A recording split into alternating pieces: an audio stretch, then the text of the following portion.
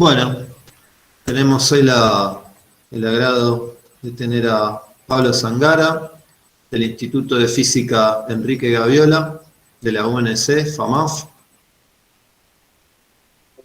que nos va a hablar de dinámica de carga y spin en diamante, de la microscopía confocal a la RMN. Ay, esperen que... Bueno, Pablo, cuando quieras, adelante. Bueno, gracias Federico. Bueno, ven la presentación, ¿no? Sí. Bueno, como bien reza el título, hoy les voy a contar algo de dinámica de carga y spin en diamante. Les voy a estar hablando de dos técnicas experimentales, microscopía confocal por un lado y resonancia magnética nuclear por otro, que en algún punto para estos sistemas se conectan, ¿sí? Se empiezan a complementar, eh, pudiendo manipular diferentes aspectos físicos de las impurezas en el diamante. Básicamente entonces la historia es acerca de impurezas en el diamante, también llamados de efectos puntuales o centros de color, ¿sí? Un spoiler para aquellos que vieron mi charla en la Cuantos de abril, ese seminario breve. Esta vez voy a contar un poco más de resonancia magnética nuclear, que es lo que queremos hacer acá en Córdoba. Entonces, básicamente, ¿qué significa cuando uno habla de efectos puntuales o centros de color? La gente que hacía gemología desde hace muchísimo tiempo ya sabía que si uno toma un diamante, difícilmente va a ser completamente transparente. Y si lo es un buen indicador de que el diamante es puro, no tiene impurezas. En el momento en que el diamante tiene impurezas, empieza a tomar coloración, ¿sí? Y la gente entonces que hace gemología o que vende piedras preciosas, como el diamante, desde hace tiempo sabe qué tipo de impurezas generan qué coloraciones. Se sabe que, por ejemplo, el nitrógeno tiene la tendencia a dar una coloración rosada o rojo, rojiza a los diamantes. Se sabe, por ejemplo, que este de acá tiene boro, ¿sí? También así es más amarillento, uno puede sospechar que tiene hidrógeno adentro. Y por supuesto se empiezan a combinar porque las impurezas pueden no solamente estar constituidas por algún átomo que reemplaza al carbono, nitrógeno, boro, hidrógeno, sino que también puede haber vacancias, es decir, falta de un átomo de carbono que se asocia a una de estas impurezas y entonces eso forma un centro de color. Y justamente el nombre centro de color viene porque uno los puede excitar y ellos responden estos defectos en el espectro visible, ¿sí? Y esa es la razón por la cual uno ve las coloraciones en estos cristales. Desde el lado de la física, la cosa está un poquito más sofisticada, si quiere, más en términos de estudiar con precisión cómo son cada uno de los posibles defectos o centros puntuales que puede haber en la red del diamante, pero la gente se dio cuenta rápidamente que recién la gemología había como que arañado la superficie del campo, porque puede haber muchísimos candidatos a reemplazar un átomo de carbono y formar una impureza en la estructura del diamante. Y no solamente en el diamante, sino que en muchos otros semiconductores de banda ancha. Entonces, aquí, por ejemplo, tengo la red de diamante, y esta estructura que ven acá es un átomo sustitucional y una vacancia. Ese es el caso típico del bien conocido centro nitrógeno-vacancia, del cual voy a estar hablando.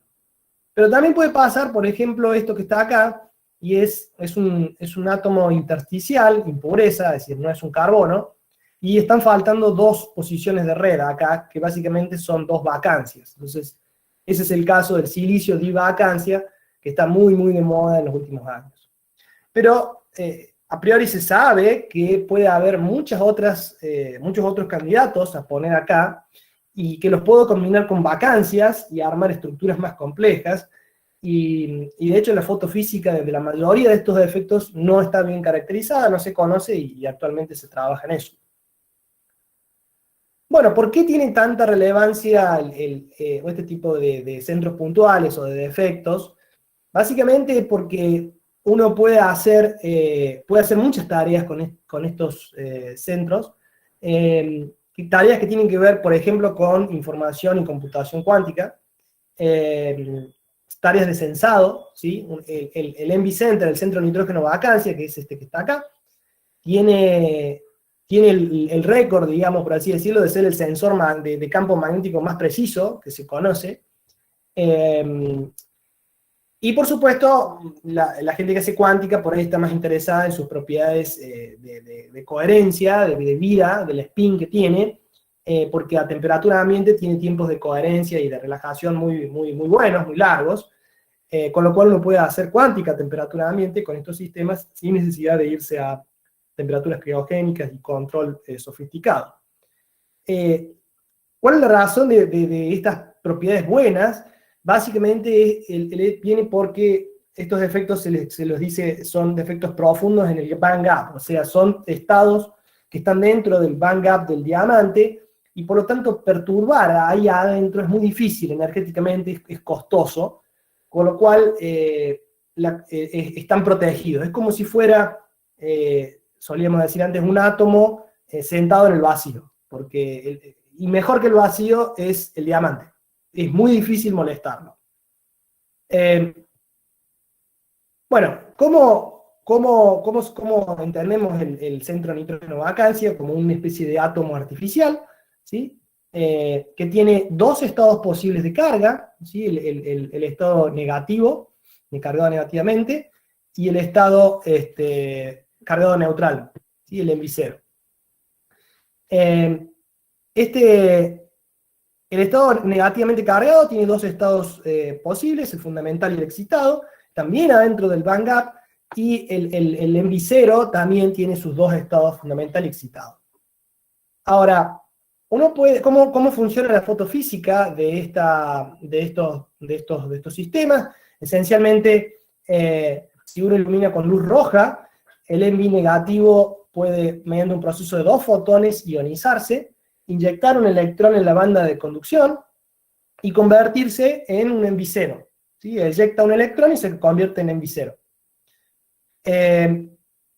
Si está en ENVI 0, el fotón rojo no lo puede excitar, no lo puede llevar al estado excitado, por lo tanto se queda atrapado en ENVI 0. ¿Sí? Entonces, lo que tienen acá es una imagen confocal, ¿sí? De un ensamble de todos estos son centros de nitrógeno vacancia en el diamante, son muchos, está muy densamente irradiado ese diamante con nitrógeno, entonces hay muchos centros de nitrógeno vacancia, y lo que hicimos fue dejar quieto un láser rojo justo en ese punto negro. Entonces todos los ENVI negativos se convirtieron en ENVI 0, y la peculiaridad es que si uno lee el estado de carga, el ENVI 0 no florece, no tiene fluorescencia, por lo tanto, al menos no la tiene en determinada ventana del espectro, por lo tanto uno ve un punto negro en la imagen, ¿sí? Porque acá el estado de carga es neutral. Los negativos sí nos devuelven fotones. Si uno usa un láser verde, ¿sí? El láser verde tiene un poquito más de energía, por lo tanto, de nuevo, puede eyectar un electrón a la banda de conducción, pero también puede tomar un electrón de la banda de valencia, ¿sí? Y reconvertir al ENVI 0 en ENVI negativo. O sea, va y viene el láser de 532 nanómetros. Lo que hace aquí, básicamente, inyecta un hueco en la banda de valencia. Entonces uno puede, básicamente, irradiando con luz verde, generar un imbalance, porque este proceso es más eficiente, de ENVI 0 a ENVI negativo, en favor del ENVI negativo. Entonces, de esta manera uno tiene, con dos colores distintos, tiene la posibilidad de controlar el estado de carga de los defectos, ¿sí? Básicamente irradiando con verde para generar ENVI negativo y con rojo para ionizarlo y generar ENVI 0. ¿Sí? De ahí, cuando yo estaba trabajando en los Estados Unidos, nos dimos cuenta que uno podía usar eso como un bit, ¿no? Y esencialmente, perdón, déjenme volver un poquito, esencialmente usar esta ida y vuelta entre ENVI negativo y ENVI 0 para empezar a escribir dentro del ensamble de diamante. Ok, creo que no ven, ahí está, ahí ven el video. Este es un video de propaganda que hicimos del setup, es un microscopio confocal. Lo que hay son dos haces uno rojo y uno verde que están acoplados a la misma fibra. Este es el objetivo, el diamante está ahí. Y entonces lo que uno hace es manipula el estado de carga. Con el verde lo que puedo hacer es inicializar todo en el negativo. Con el láser rojo puedo ir y ionizar selectivamente en determinadas regiones del cristal, ¿sí? Estamos hablando de regiones de algunos micrones por algunos micrones. Y luego con una potencia muy baja, de rojo, o incluso puedo usar naranja, uno puede leer el estado de carga de ese pedacito del ensamble de Envis y ver qué escribió, ¿sí? Entonces, esencialmente algo escribimos CCNY, en el college donde estábamos, pero uno puede empezar a corregir y a hacer cosas incluso un poquito mejor que esas, porque uno puede borrar, ¿sí? Puedo dibujar una foto, después borrarla de nuevo y volver a dibujar otra foto sobre la misma parte, la misma región del cristal, ¿sí? Esto tiene más o menos, algunas serán 40 micrones por 40 micrones. Lo interesante de esta forma de escribir dentro del cristal con la carga de estos defectos es que lo puedo hacer en 3 dimensiones, en el eje Z, ¿sí? Claro que va a estar limitado por la mancha de difracción del beam, ¿no? Del haz. Bueno, y tuvimos un buen impacto cuando largamos con todos estos trabajos porque llegamos hasta el New York Times. El problema acá, o los problemas que pueden surgir, es la estabilidad de carga. Es decir, bárbaro, son defectos en el bandgap del diamante, pero a veces pueden tener otras cosas cerca y la carga puede eventualmente tunelear a otro lado y no ser estable. Incluso si uno trabaja con defectos que están cerca de la superficie, incluso el problema puede ser peor, porque ahí cerca de la superficie está toda la física de superficie, hay muchos más posibles defectos que pueden molestar a la carga. Eso nos llevó a que, bueno, es todo un área de estudio de qué tan estable es el estado de carga de estos defectos, y en particular para nosotros nos dejó muy satisfecho el hecho de que estas imágenes, esto es inicializado, esta es la primera imagen, y la diferencia entre estas dos es varias horas de dejar eso escrito. Eventualmente uno podría sacar el cristal del microscopio confocal y dejarlo en un escritorio, pasan unas semanas, y volver a ponerlo, y si encuentra la región del cristal donde escribió, debería poder volver a leerlo, porque idealmente no hay nada que perturbe el estado de carga, salvo un láser verde o uno rojo, y con una potencia considerable, ¿no? ¿Qué tan bueno es esta memoria? Bueno, uno puede empezar a hacer números, ¿sí? Uno puede empezar a hacer números, y compararlo contra la mancha de difracción de un CD, de un DVD, de un Blu-ray, ¿sí? Qué tan grande es el spot de un píxel, y calcular densidad de bits, ¿sí? Si uno tiene un disco duro común, estamos hablando de 1.34 terabits por pulgada cuadrada, ¿está bien? Esa es la densidad de un disco duro estándar. Hay sistemas más sofisticados usando subdifracción, ¿sí? Que pueden ir hasta 10 a la 15 bits por centímetro cúbico. El problema es que muchos de estos esquemas no son reescribibles, ¿sí? Porque una vez que escribo no puedo borrar y volver a escribir.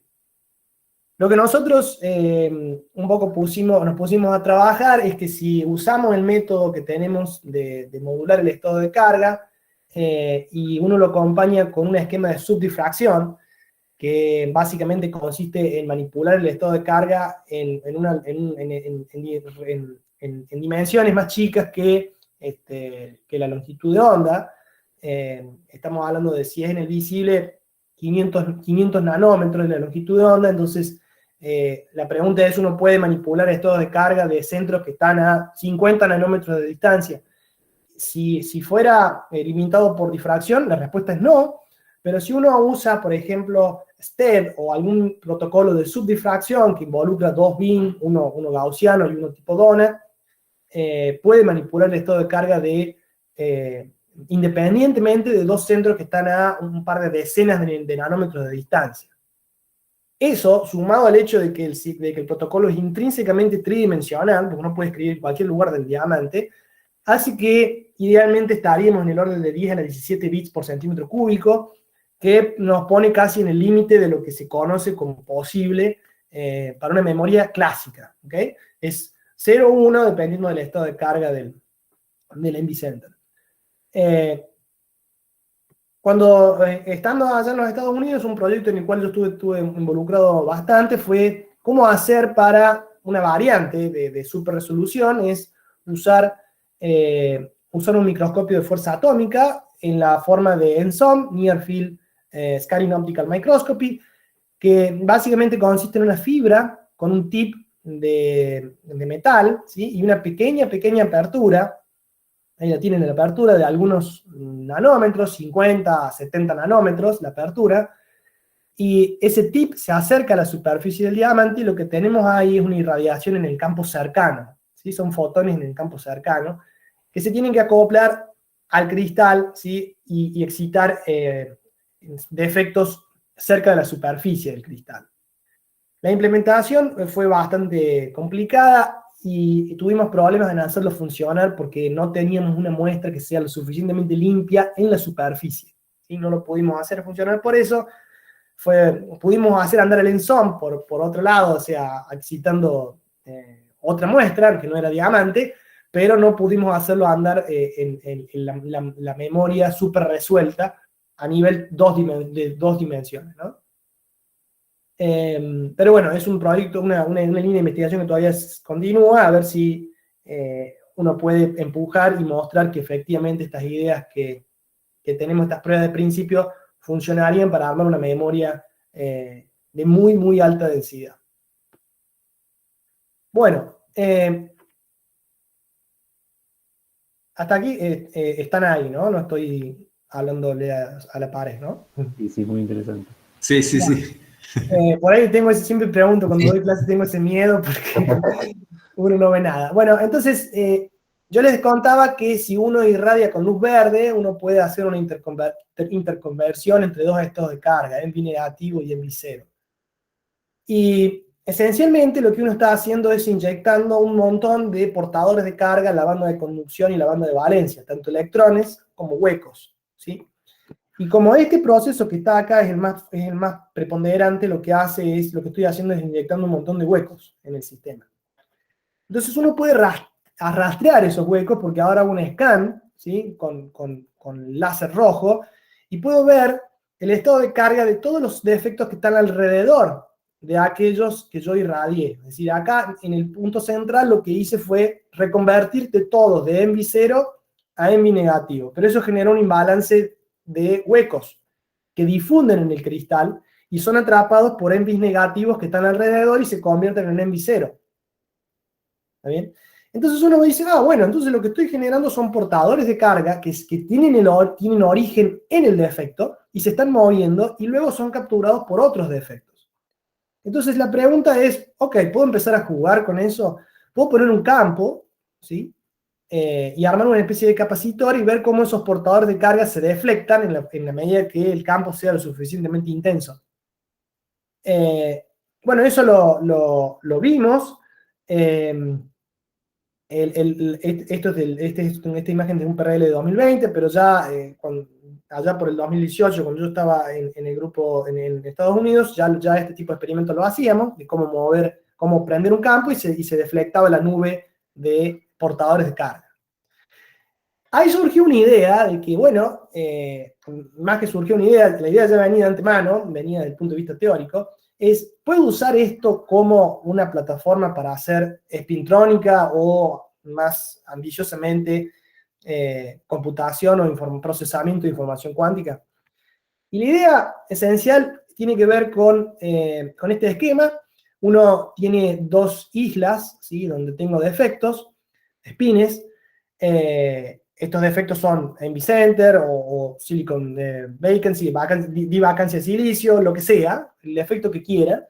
Eventualmente podría preparar un estado de spin, eso voy a discutirlo más adelante, y podría pegarle con un láser de alta potencia para ionizar ese portador de carga, moverlo dentro del diamante y que lo capture otro defecto, ¿sí? Y entonces estaría haciendo, bueno, proceso acá, llevo la espina acá y sigo procesando en este otro transistor, digamos, mini transistor.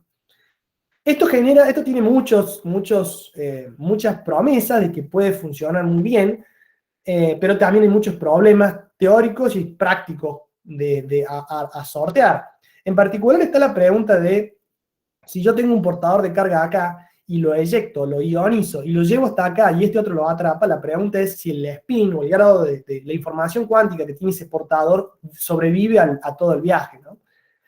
Si uno hace las cuentas en papel, al menos, la respuesta debería ser que sí, porque estamos dentro del diamante, y el diamante tiene un acoplamiento de spin-órbita muy, muy bajo. Y eso hace que los tiempos de vida, de coherencia de un electrón moviéndose acá por un campo lo suficientemente fuerte que lo arrastre, sean bastante buenos. Entonces, la idea es bastante prometedora. Hace muy, muy poquito, los colaboradores que quedaron allá en Estados Unidos publicaron este otro trabajo en el cual muestran que esta idea tiene bastante de asidero, porque lo que hicieron fue tomar dos defectos, dos envy center, que están alejados 4 micrones de distancia, ¿sí? Entonces, no es una muestra con ensamble, simplemente una muestra que tiene muy poquitos envíos que los puedo contar. Acá hay uno y acá hay otro, ¿sí? Son individuales estos. Y uno puede mostrar que este es un único defecto y este es un único defecto. Entonces, lo que uno puede hacer es hablar con ¿sí? Excitarlo, ionizar un portador de carga y ver qué le pasa a la carga de este otro, si yo prendo un campo de manera tal que se me mueva el portador para este lado. Y entonces, este es un experimento donde se ve el estado de carga del envy B, o sea, de este que está acá, que sería el objetivo, condicional a lo que le hago al A. Y uno ve que puedo apagarlo, es decir, puedo transformarlo de envy negativo a envy 0 a condición de que ionice al A. Básicamente lo que hice fue generar un hueco, ¿sí? Que viajó hasta la posición del B, el B lo capturó, el envy B capturó el hueco y se transformó en envy 0, ¿sí? De envy negativo a envy 0. Esto es, si quieren, los primeros pasitos para mostrar que este tipo de idea tiene bastante asidero, en el sentido de que uno podría hacer esa comunicación. De hecho, este experimento tiene versiones bastante más sofisticadas, donde lo que uno hace es una ionización condicional al estado de spin de este de acá, y ve que puede detectar esa condicional con el estado de carga de este de acá. Entonces, la cosa empieza a ponerse bastante más interesante y obviamente hay mucha acción que está ocurriendo en estos días incluso. Obviamente uno en el fondo apunta a una plataforma de procesamiento de información cuántica a temperatura ambiente, con un dispositivo de estado sólido, sin necesidad de demasiados requisitos, como lo tienen la mayoría de las implementaciones de una computadora cuántica, ¿no? Bueno, entonces me voy a mover ahora un poco hacia un terreno más local, si quieren, que es el grado de libertad de spin de los defectos, ¿sí? Yo les conté que el envy negativo tiene 2 niveles dentro del bandgap del diamante, bien metido adentro, y en realidad, si uno lo mira un poquito más fuerte, la estructura es bastante más complicada, o más compleja, si quieren, porque lo que tengo es un triplete fundamental, ¿sí? Un triplete excitado y un manifold singlete, que tiene una transición en el infrarrojo, ¿sí? Entonces, esa transición visible del rojo, del espectro visible, es la que separa el triplete fundamental del excitado, ¿sí? Lo que tengo acá en términos de spin es un spin 1, ¿sí? Con un zero field splitting que me separa el ms igual a 0 del ms más menos 1, a campo 0. También a campo 0, estos dos estados, el estado 0 de spin 0 y el estado de spin más menos 1 están separados en casi 3 GHz, a campo 0. Cuando prendo el campo, a este no le pasa nada y a estos dos se separan, el menos 1 baja y el más 1 sube. ¿Qué le pasa a las poblaciones de spin? O sea, a temperatura ambiente, todo está acá abajo, ¿sí? ¿Qué le pasa a las poblaciones cuando prendo el láser? Cuando prendo el láser, el verde en particular, todo se excita a este conjunto de estados excitados, ¿sí? Si la potencia del láser es muy fuerte, se produce la ionización, es decir, el electrón salta a la banda de conducción y todo esto se rompe porque se reconvierte el sistema a un sistema de NV0, ¿está bien? Pero si la potencia no es muy fuerte, lo que pasa es, se produce la desexcitación antes de que pueda ionizar, y la desexcitación es selectiva al grado de libertad de spin, ¿sí? Porque lo que estaba en ms igual a 0 decae, emitiendo un fotón en el rojo, ¿sí?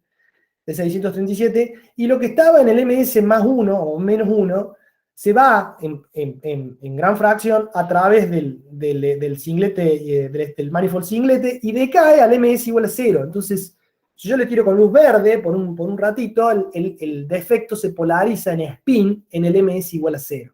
¿Sí?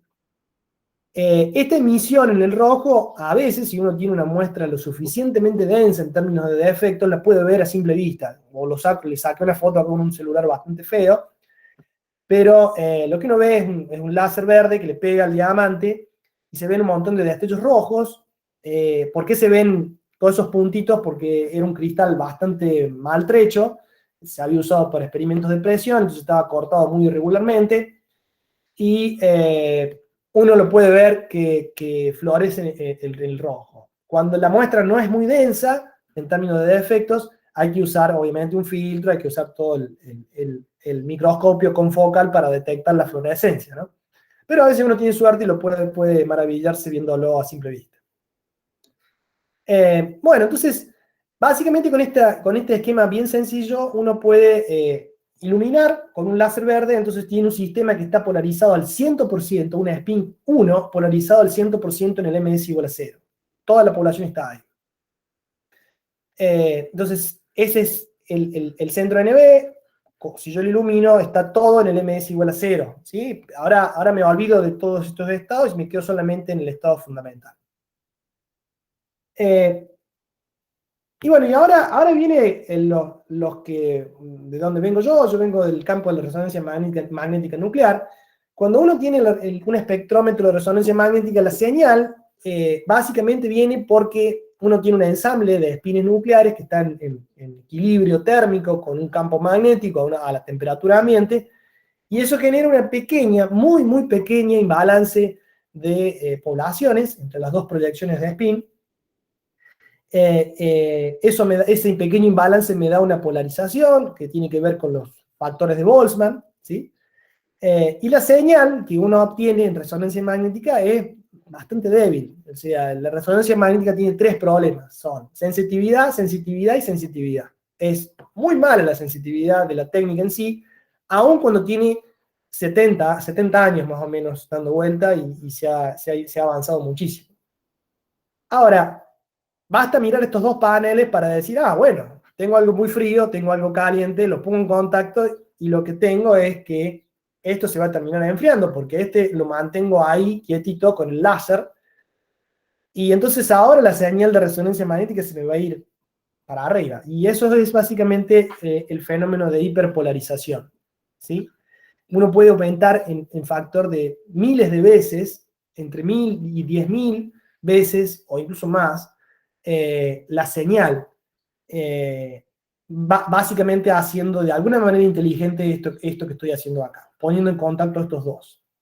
Ahora, el centro NB básicamente es un electrón, ¿sí? Se comporta como un electrón de spin 1, y lo que tengo acá son espines nucleares. Hacer esto ya es algo que de alguna manera se viene haciendo desde hace también unos 50 años, quizá 40, que se conoce como Dynamic Nuclear Polarization, ¿sí? Esencialmente el DNP es una técnica que la empezó Oberhauser, que es, bueno, si yo tengo un electrón en equilibrio térmico a temperatura y campo, ¿sí? Va a estar polarizado mucho más que el núcleo, básicamente porque la razón giromagnética del electrón es mucho más grande que la del núcleo. Si yo lo comparo con un núcleo de hidrógeno, está en 660 veces más grande. Entonces, meramente por bajarle la temperatura al sistema, los electrones se polarizan un montón y luego lo transfiero al electrón. No estoy hablando de usar láser, ¿no? Es básicamente temperatura, lo que la gente hizo desde los años 60, más o menos. Entonces hay un montón de literatura para transferir, hacer que el electrón hable con el núcleo, le pase la polarización y tener señal de resonancia magnética amplificada o hiperpolarizada. No voy a entrar en qué aplicaciones tiene eso, porque las aplicaciones son miles, polímeros, fármacos, industria petrolera, geología, batería, hay muchísimo que se puede hacer cuando la señal es más grande.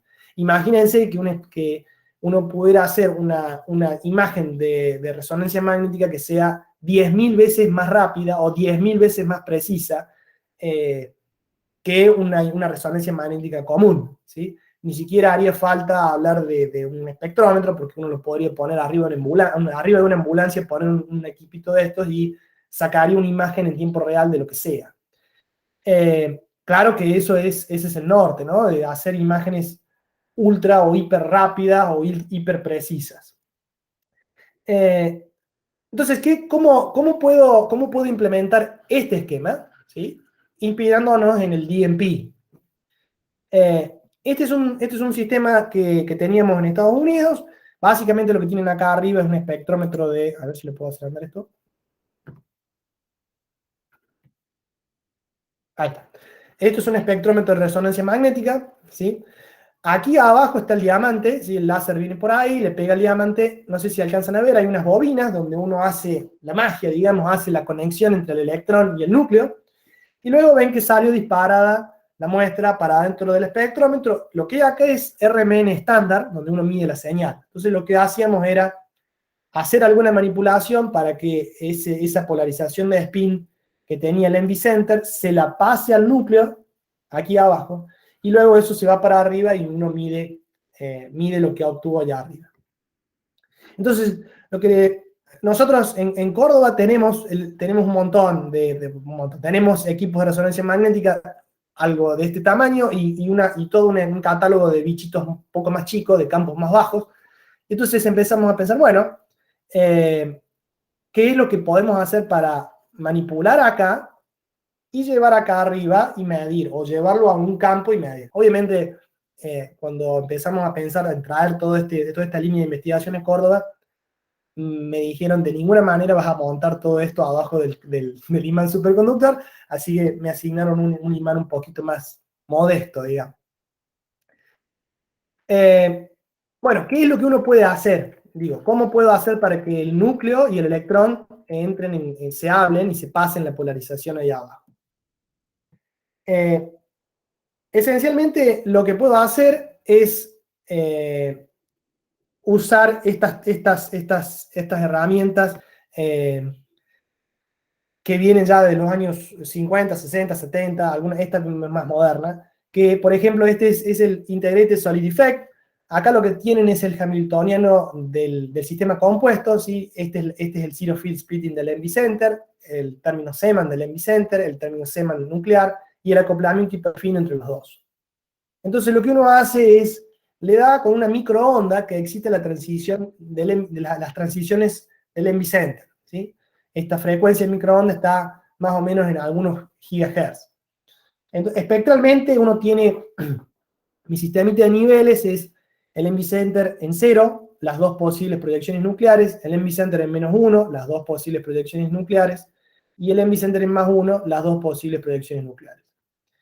Entonces, cuando uno se sube a una terna rotante, ¿sí? Para describir qué le pasa al sistema cuando lo estoy irradiando con la microonda, a determinados valores de frecuencia lo que sucede es un cruce, ¿sí? Entre los estados 0 y los estados -1. Entonces lo que tengo acá es ni más ni menos, son cruces tipo Landau-Zener. Lo que uno puede hacer es barrer en microonda, barrer en la frecuencia, ¿sí? Y eso va a hacer que las poblaciones se bifurquen. Pero cuando se bifurcan las poblaciones, se genera por arrastre polarización nuclear, ¿sí? Y eso funciona bastante bien. Básicamente lo que uno hace es ilumina con el láser y hace un barrido de microonda a un campo muy bajo, 30 militesla, ¿sí? Barro con la microonda, y después el campo sube, la muestra sale disparada y se mete adentro del imán superconductor de 7 Tesla, el de RMN estándar, y uno mide. El incremento comparado con la señal térmica para este experimento estaba en el orden de 720 veces, que es bastante bueno, por ser una prueba de principio.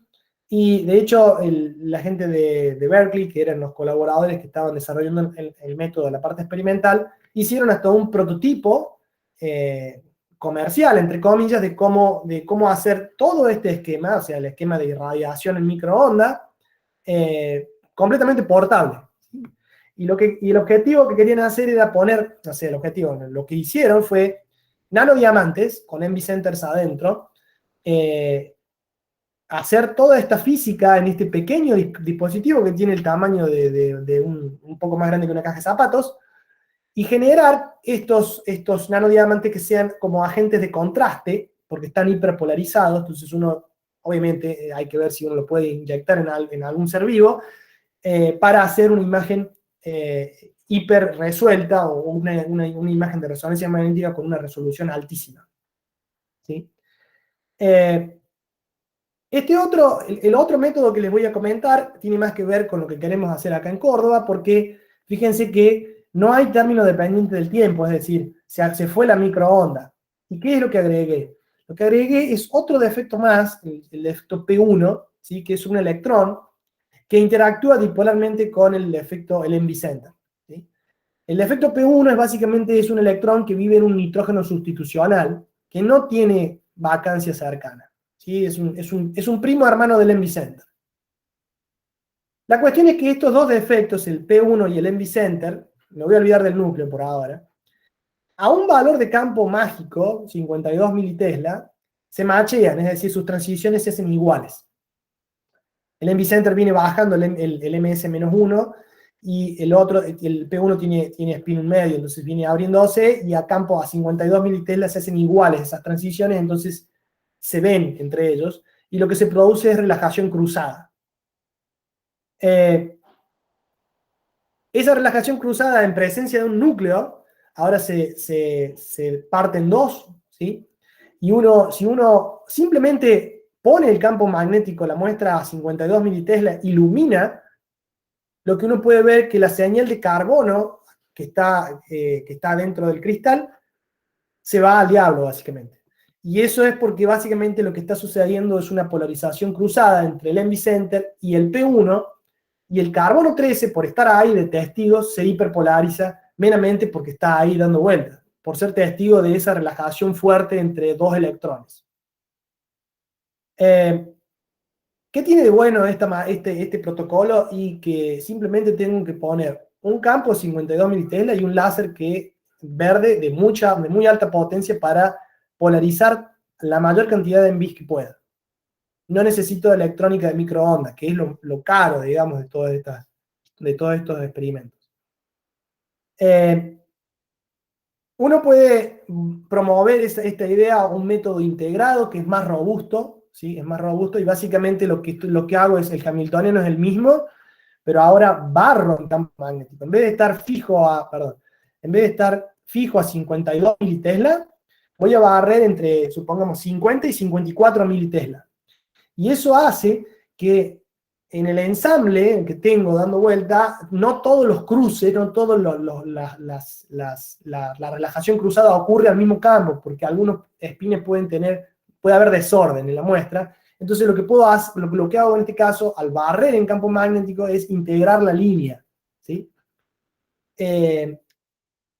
Aquí de nuevo lo que tengo es ahora las energías, pero están graficadas en función del campo magnético, y lo que uno tiene desde nuevo, cruces tipo Landau-Zener. Haciendo el experimento, lo que uno hace es, bueno, a unos pocos decenas de militesla, hacemos un diente sierra, un barrido, ¿sí? Mientras uno ilumina, luego la muestra sale disparada al imán de varios Tesla, 9 Tesla en este caso, y lo que uno tiene es que la señal, ¡pum!, se va para arriba. La señal nuclear. ¿Está bien? Fíjense cómo compara, esta es la señal térmica, prácticamente no se ve nada, y esta es la señal hiperpolarizada. Positiva o negativa dependiendo de la simetría de la rampa, si la rampa es creciente o decreciente. Bueno, son métodos bastante económicos en el sentido de que uno puede hacer hiperpolarización de núcleos, básicamente si uno sintoniza bien el campo y si uno ilumina adecuadamente, ilumina con la mayor intensidad posible. Entonces, cuando yo volví a Argentina, allá por el 2019, la idea era, traigamos estos métodos que son, entre comillas, fáciles de hacer, o económicos, porque desarrollar la microonda es algo natural en un grupo de resonancia paramagnética electrónica, pero no en un grupo de resonancia magnética nuclear, en términos de la inversión que hay que hacer para tener amplificadores, tener generadores de microonda. Uno trabaja siempre en la radiofrecuencia. Entonces, pero estos dos métodos, la relajación cruzada, el cross effect o el integrated cross effect, a priori funcionan sin necesidad de microondas. Entonces nos pusimos a trabajar en armar un sistema que tenga que ver, que tenga todos esos ingredientes. Básicamente lo que tienen acá un dibujito, una foto, esta es nuestra mesa óptica, el láser, el diamante. Y esto que está acá es un imán pequeño de 1,4 Tesla, que el plan era usarlo para medir, es decir, montar la muestra acá arriba, a 50 militesla, hacer alguna manipulación, barrer el campo o setear el campo fijo, y luego dispararla hacia abajo y pedir a 1,4 Tesla.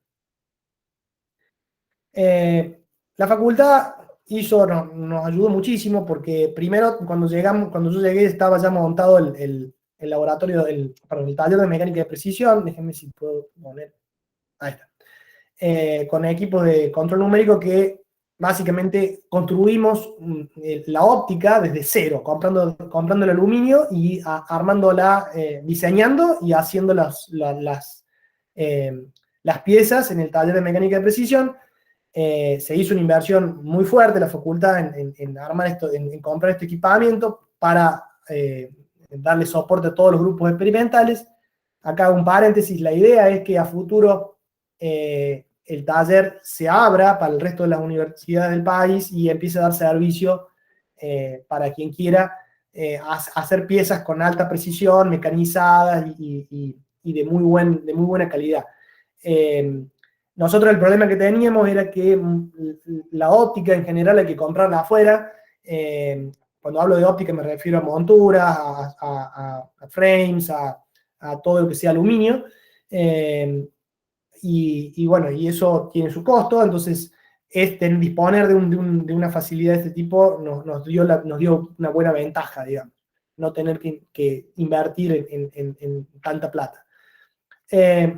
Y la segunda duda que nos dio la facultad vino por, bueno, acá tienen, este es el prototipo que tenemos ya para hiperpolarizar a 50 militesla. Acá hay dos arreglos Halbach, son dos imanes que están enfrentados, ¿sí? En este momento ahí están cerrados, ¿no?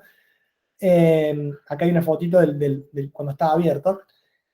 El diamante va en el medio y con las bobinas de afuera lo que uno hace es puede tener un control más preciso por si hay un drift térmico del Halbach, de la temperatura, ¿no? De la temperatura puede cambiar el campo, entonces con las bobinas uno puede mantenerlo estable. Estas dos placas se acercan arbitrariamente. Como les decía, la idea era este sistema montarlo acá arriba de este imán de este espectrómetro de 1,4, pero la facultad también nos volvió a dar una mano enorme porque nos licitaron y ganamos un subsidio importante para comprar un espectrómetro de campo bajo, de resonancia de campo bajo, y eso nos permitiría eliminar esto y simplemente hacer resonancia magnética a 50 militesla, lo cual empuja al límite de lo que se llama ultra low RMN, resonancia de campo ultra bajo, que, bueno, abriría otras posibilidades desde el punto de vista de que son experimentos que nunca se han hecho, en el sentido de que siempre uno hiperpolariza y luego dispara la muestra hacia un espectrómetro de campo muy alto, ¿no? En este caso, hiperpolarizar y medir sería en tiempo real, ¿no? Mientras una cosa sucede, uno puede ir midiendo. Eso nos abre una ventana de oportunidades muy grande. Bueno, entonces, no sé cuánto tiempo me queda, pero uno podría preguntar, bueno, tengo tengo señal DMP, núcleos hiperpolarizados. ¿Luego qué? Y luego qué es física fundamental, porque lo que uno tiene son un sistema, un ensamble de espines nucleares que están muy, muy polarizados. Y entonces uno puede acceder a un montón de física que antes para la RMN era inaccesible. En particular, este es un trabajo del año pasado. El experimento se hizo en Estados Unidos. Nosotros desde acá hicimos la teoría de ver cómo este sistema nuclear termaliza, es decir, uno hiperpolariza aquellos núcleos que están cerca de los defectos electrónicos y ve la señal en aquellos que están lejos. Por una cuestión de cómo funciona la RMN, lo ve en espines que están lejos de la fuente de polarización.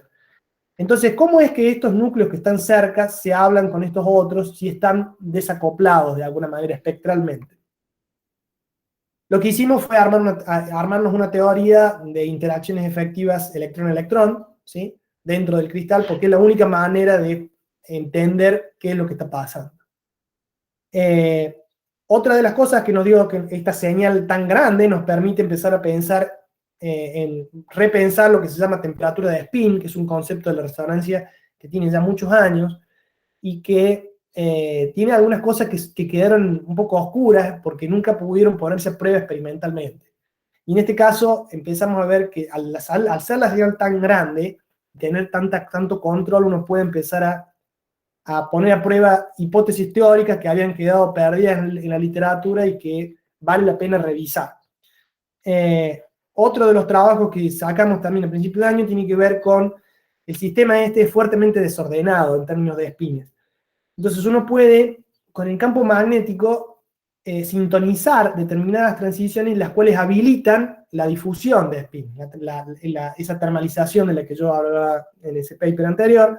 Entonces, básicamente lo que uno tiene es que con el campo magnético uno se mueve, ¿sí?, y eso prende o apaga caminos de difusión de spin. Entonces, uno tiene una manera de simular un proceso de localizado a localizado moviendo el campo magnético. Y un poco para no hacer demasiado autobombo, este es un muy lindo paper, un Nature que salió hace 10 días menos, 1 de septiembre, de un grupo de Berkeley.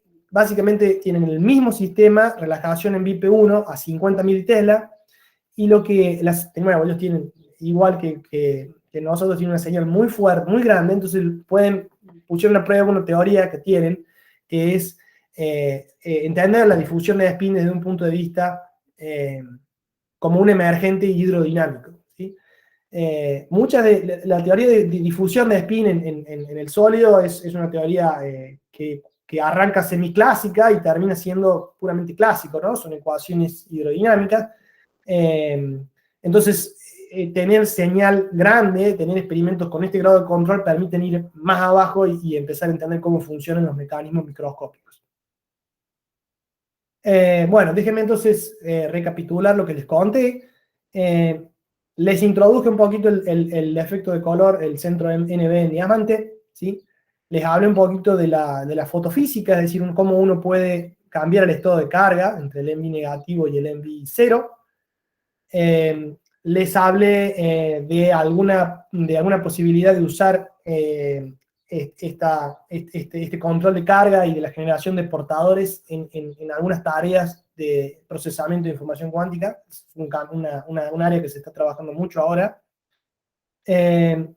Y en lo concerniente al grado de libertad de spin, les conté un poquito de cómo se polariza, por qué se polariza el envi center, y cómo puedo usar eso para hacer DNP, Dynamic Nuclear Polarization, en el sentido de que puedo polarizar los núcleos, ¿sí?, cercanos, y empezar a estudiar física fundamental, difusión de spin, termalización, localización, básicamente con una plataforma experimental amplificada, con una lupa enorme, ¿está bien?, para ver qué es lo que está pasando. Bueno, déjenme entonces agradecer a la gente que trabaja conmigo. Somos el equipo acá de FAMAF, con Rodolfo a la cabeza. Nos está ayudando mucho el Fer Stefani con todo lo que tiene que ver con óptica. Carlos Meriles y Daniela Pagliero, el grupo que tienen en Nueva York, donde yo estuve trabajando casi 3 años. y algunos otros colaboradores que realmente nos han ayudado mucho, en particular la gente de Australia, que fue la que nos preparó el diamante y nos lo donó para que iniciemos las facilidades acá. La cosa se empantanó un poco por la pandemia, como todos, pero bueno, ya este año hemos vuelto a armar cosas sobre el banco óptico, así que esperamos para el año que entra ya estar en régimen con los primeros experimentos. Gracias.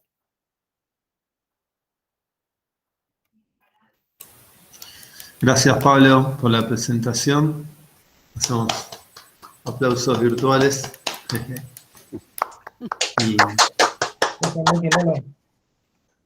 Y bueno, abrimos el espacio para preguntas. Si alguien quiere preguntar algo, directamente salte y pregunte.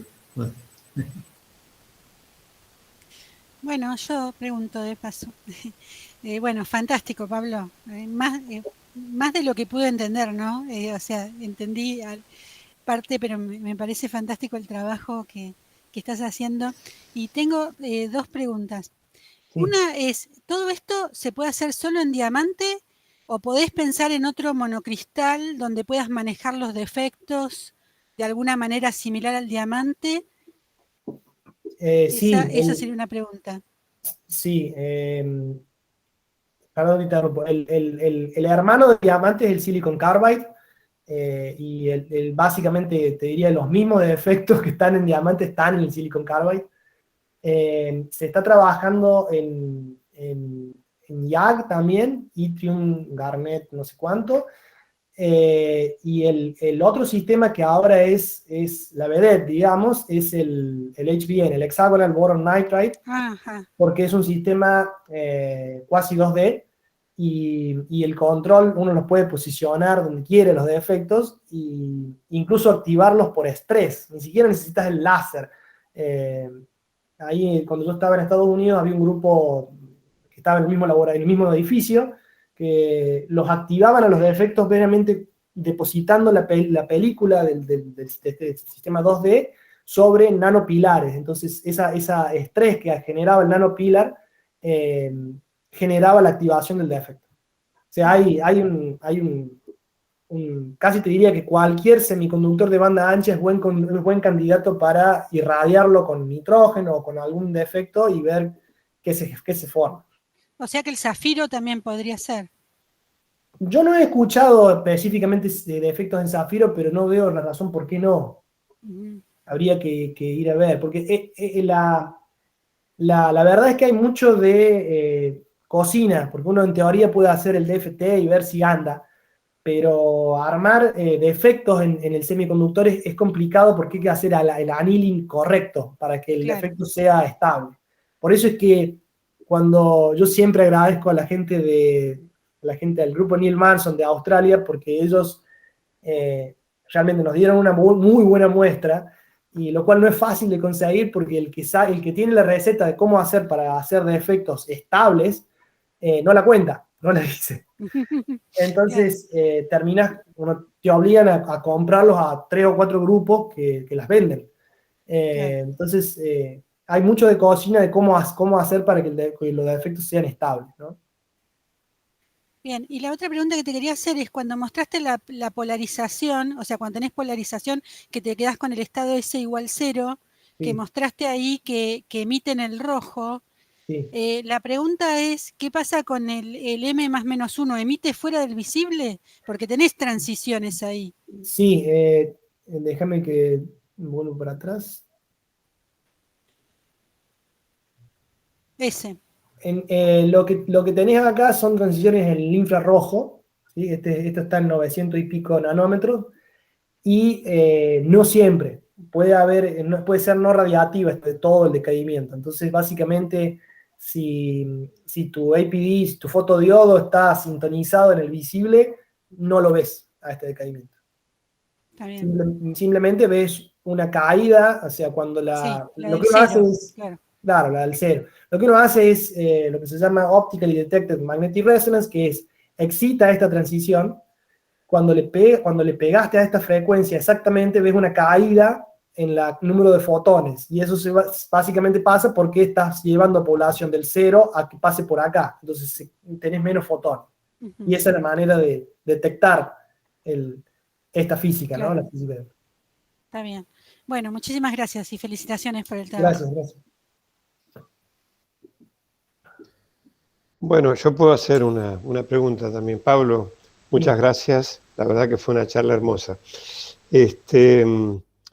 Y como Claudia, digo, no conozco casi nada del tema, ¿no?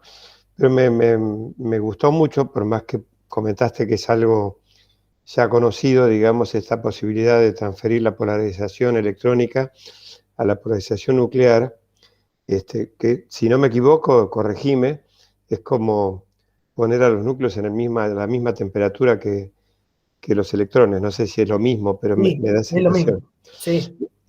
Y el núcleo, entonces, el estado nuclear ese, ¿cuánto vive, digamos, los mismos tiempos de relajación usuales de NMR? Bueno, normalmente sí, la respuesta es sí, vive... típicamente los tiempos de relajación nuclear son mucho más largos que los electrónicos, ¿sí? El tiempo de relajación del carbono 13, por ejemplo, a temperatura ambiente está en el orden de 10 segundos. ¿Está bien? Tiempo de relajación, no de coherencia. Sí. Por eso es que el electrón el MBI, por ejemplo, está en el orden del milisegundo. Entonces, típicamente, uno genera polarización electrónica, la transfiere al núcleo, y esto vale para cualquier protocolo EMP, y en el núcleo vive infinito, porque para cualquier esquema experimental, segundos es una eternidad. Ni hablar si baja un poquito la temperatura. Con el nitrógeno líquido estamos hablando de minutos u horas. Espectacular. Entonces, Sí, bueno, gracias. Bueno, gracias. Si no hay nadie anotado, yo tengo una pregunta. Vos, Pablo, hablaste en un momento de termalización en un sistema cerrado, ¿puede ser? Sí. Entonces yo quería ver si podías expandir un poco más en ese concepto, porque no me queda claro, no sé, cuál sería la fuente acá, ¿qué querrías decir con eso? Lo que pasa es que imagínate que vos tenés un conjunto de espines, que son los espines nucleares, y algunos, que son aquellos que están cerquita, solamente para darte una idea, ¿cuántos envíos y P1 tengo en un diamante? Y si está bien denso, tengo de algunas decenas de partes por millón, ¿sí?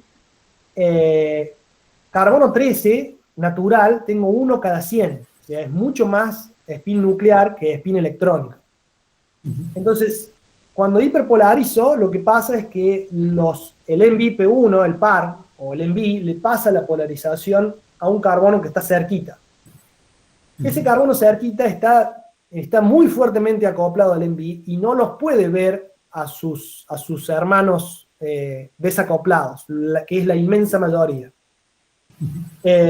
La pregunta de la termalización es, ¿por qué uno ve señal en estos carbonos que están desacoplados, digamos, de la fuente, cuando no debería suceder?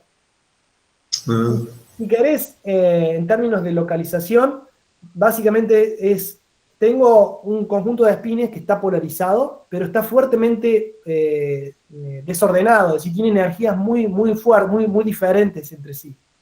Y sin embargo veo que esa magnetización fluye hacia espines que no están desordenados, que son los llamados espines del bulk. Es un problema de termalización y de localización al mismo tiempo. Y las escalas de tiempo de estos bichos están bastante bien caracterizadas, entonces no hay nada, no hay interacción con ningún sistema externo, no hay relajación con la red, no hay nada, porque todo esto pasa en el orden de unos pocos milisegundos, en lo cual no hay relajación T1 para el núcleo, ¿también? Entonces, por eso es un sistema cerrado, un sistema nuclear, de espines nucleares que está cerrado. Claro, cerrado se refiere a que no interactúa con nada extra o de afuera, digamos, que de algún modo el diamante, la estructura esta, bloquea todo el efecto del environment y solo estás viendo la dinámica del sistema con mucho grado de libertad. Sí. Y esencialmente siempre uno habla de cerrado relativo a una escala de tiempo. Por supuesto, si esperas un montón, el sistema empieza a hablar con otras cosas y bueno, tose, Claro. muere, ¿no? Claro, claro. Claro, claro, bueno. Gracias. Sí, sí. Bueno, ¿alguna pregunta más? ¿Puedo una más? ¿Puedo una más? Sí, sí. Bien.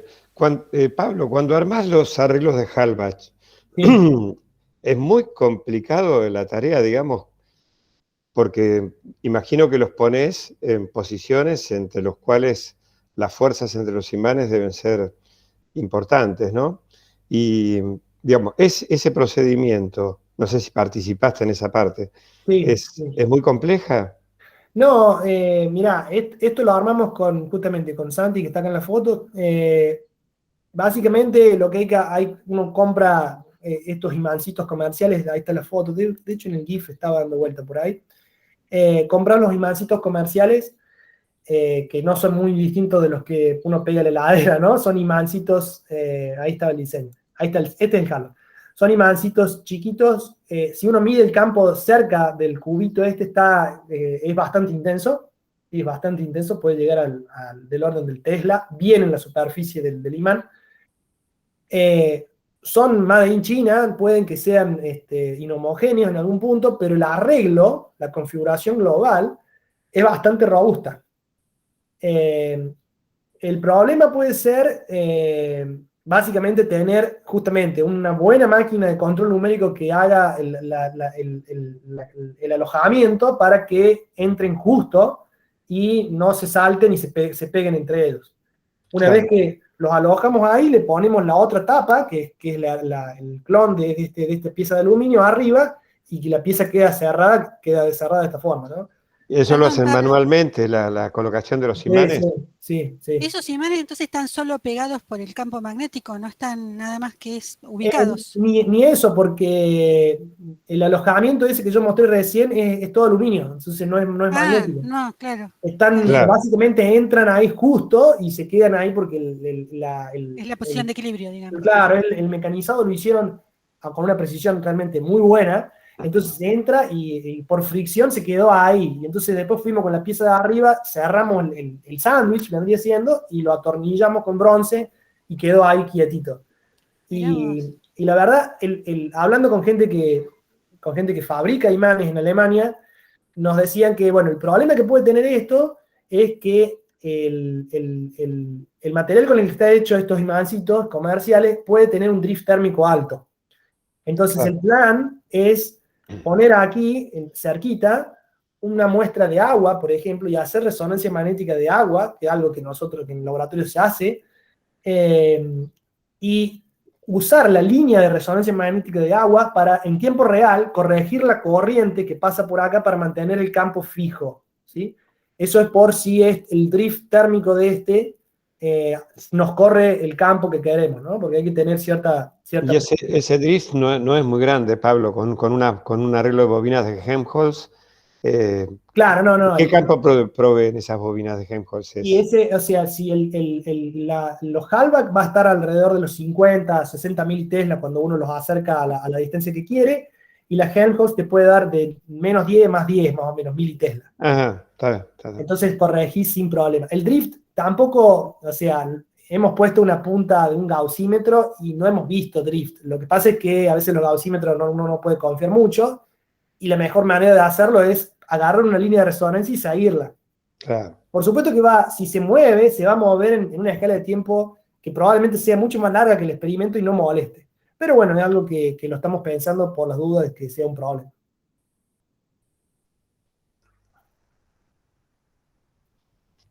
Muy bueno. Bueno, Excelente, hermoso ¿hay todo. alguna pregunta más? Yo puedo hacer una preguntita, Pablo. Sí. Disculpa, escuché, muy buena la charla, por cierto. Escuché en un momento, porque se me clavó la máquina como 3 veces y me perdí una parte que me interesaba, que es la de la transferencia de los estados del núcleo, de la polarización del núcleo a los electrones. ¿Ustedes han intentado formalizar esto como un experimento de teleportación en caso de que se pueda? En general, o sea, en realidad es al revés, es del electrón al núcleo, ¿no? Siempre va del electrón al núcleo. Y la verdad no, porque básicamente lo que queremos hacer es señal de ensamble, ¿no? O sea, si uno quisiera hacer si yo quisiera hacer un experimento de microscopía confocal, ¿sí? Por ejemplo, esto es algo que yo lo hice en un setup en Estados Unidos, es venir, tomar una muestra como esta, ¿sí? Donde tengo un único enví. Lo más probable es que por acá cerca haya un carbono 13 y básicamente hacer una secuencia de pulsos para pasarle la polarización del enví a ese único carbono 13, ¿está bien? A ese único spin nuclear. Y en ese caso sí, uno puede empezar a hacer lo que quiera, básicamente. No solamente pasar una polarización, sino poder pasar fase, poder pasar un estado cuántico completo. No sé cuánto hay respecto a la formalización de eso, porque para lo que queremos hacer nosotros, directamente trabajamos más a lo ensamble, a lo macroscópico, donde simplemente quiero transferir una polarización global, digamos, un conjunto de spins. Y ahí no tengo ese control tan fino, ¿no? Es como Claro. dos unidades. El problema es que tener es muy interesante lo que decís, esa familia de experimentos requeriría un microscopio confocal, y ahí estamos hablando de otro presupuesto.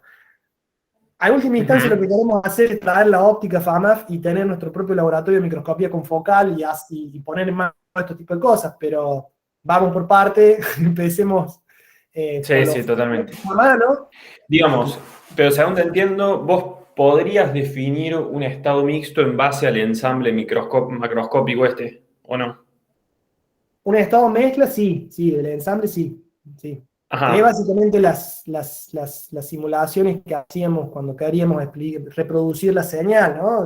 Uno tiene un ensamble de estos bichos, calculas cuál es la eficiencia del protocolo para uno, y luego se promedia, porque en general, en particular en este experimento, estamos hablando de un polvo, entonces tenés que promediar incluso no solamente lo que le pasa adentro de cada nanocristal, sino después promediar las orientaciones, porque todos los nanocristales están apuntando en cualquier lado, ¿no? Claro. Entonces hay una fuerte promediación, diría, en estas cosas, porque es todo ensamble, ¿no? Entonces ahí probablemente se pierdan muchas cosas, ¿no? Bien. Bueno, muchísimas gracias, Pablo. Por favor. Bueno, no sé si hay alguna otra pregunta más.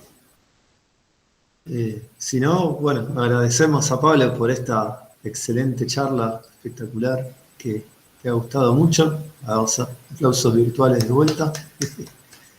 Y bueno, dejo de grabar. ¿Okay? ¿Les parece bien? ¿No? Tener la grabación. Ahí está.